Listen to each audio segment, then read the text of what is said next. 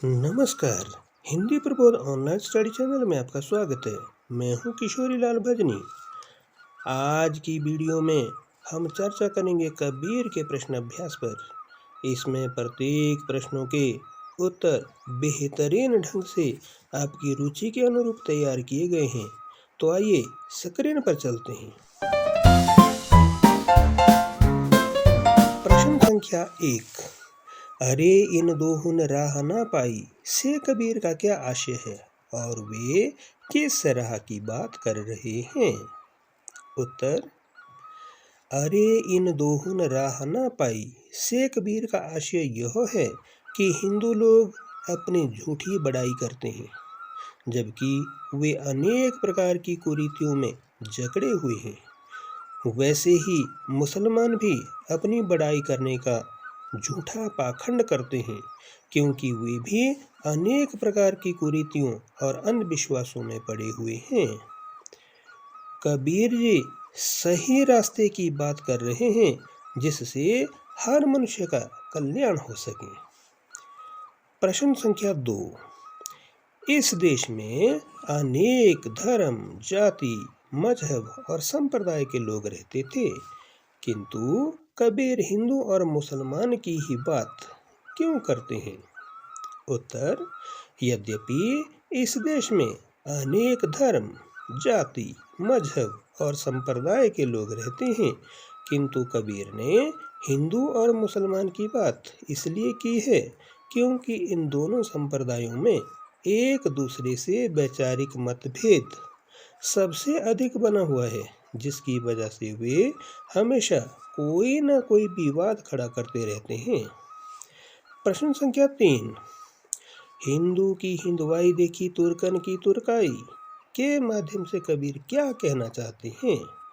वे उनकी किन विशेषताओं की बात करते हैं? उत्तर। हिंदुओं की हिंदुआई देखी तुर्कन की तुर्काई के माध्यम से कबीर कहना चाहते हैं कि मैंने हिंदू संप्रदाय की झूठी शान भी देख ली है और मुस्लिम संप्रदाय की झूठी शान भी देख ली है, क्योंकि ये दोनों संप्रदाय वास्तव में अनेक कुरीतियों, रूढ़ियों तथा अंधविश्वासों में जकड़े हुए हैं। इसलिए दोनों संप्रदाय के लोगों का आचरण उचित नहीं है। प्रश्न संख्या 4। कौन रहा हवे जाई का प्रश्न कबीर के सामने भी था। क्या इस तरह का प्रश्न आज समाज में मौजूद है? उदाहरण सहित स्पष्ट कीजिए। उत्तर।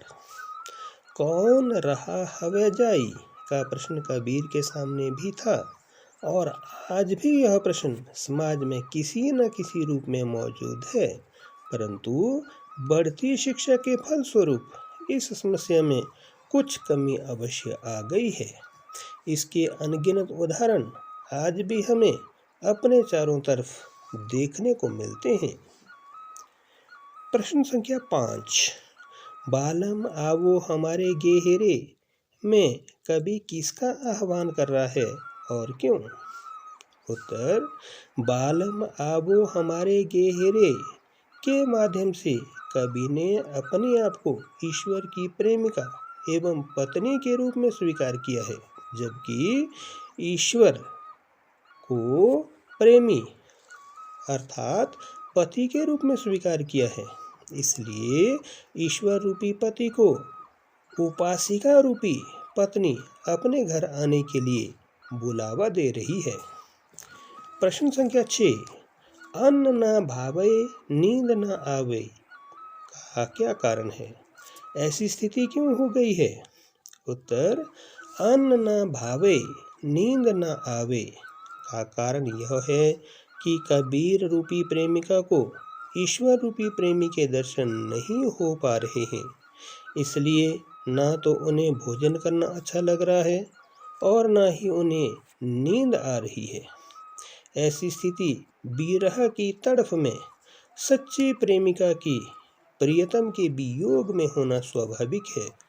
आत्मा से परमात्मा का मिलन, प्रेमी से प्रेमिका का मिलन तथा सच्चे भक्त से ईश्वर का मिलन वास्तव में मिलन की पराकाष्ठा है। प्रश्न संख्या 7। कामिन को है बालम प्यारा, ज्यों प्यासे को नीर रे, से कवि का क्या आशय है? स्पष्ट कीजिए। उत्तर, कामिन को है बालम प्यारा, ज्यों प्यासे को नीर रे, से कवि का आशय यह है कि जिस प्रकार प्यासा पानी के बिना तड़प उठता है, ठीक वैसे ही काम की मारी प्रेमिका प्रियतम के बिना तड़प उठती है। यहाँ कवि ने साधना के उदात्त स्वरूप का चित्रण किया है। प्रश्न संख्या 8। कबीर निर्गुण संत परंपरा के कवि हैं और यह पद बालम आवो हमारे गेहेरे साकार प्रेम की ओर संकेत करता है। इस संबंध में आप अपने विचार लिखिए। उत्तर, यद्यपि कबीर निर्गुण संत परंपरा के कवि हैं, परंतु बालम आवो हमारे गेहेरे साकार प्रेम की ओर संकेत करता है। कवि ने ऐसा जानबूझकर इसलिए किया है क्योंकि वे सहज उदाहरण द्वारा आम लोगों को पति पत्नी, प्रेमी प्रेमिका, ईश्वर तथा उसके भक्त होने जैसे विचारों से अवगत करवाना चाहते हैं। प्रश्न संख्या 9। उदाहरण देते हुए दोनों पदों का भाव सौंदर्य और शिल्प सौंदर्य स्पष्ट कीजिए।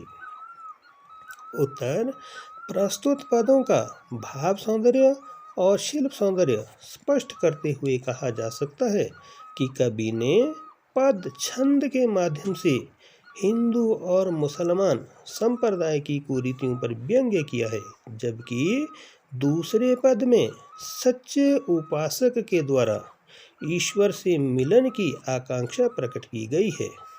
कवि ने पंचमेल खिचड़ी भाषा का प्रयोग करते हुए गीति तथा व्यंग्य शैली में वर्णन किया है। आपको वीडियो कैसा लगा? और हाँ, यदि कोई प्रश्न आपको सही ढंग से समझ न आया हो तो वीडियो को पीछे हटाकर पुनः देख सकते हैं।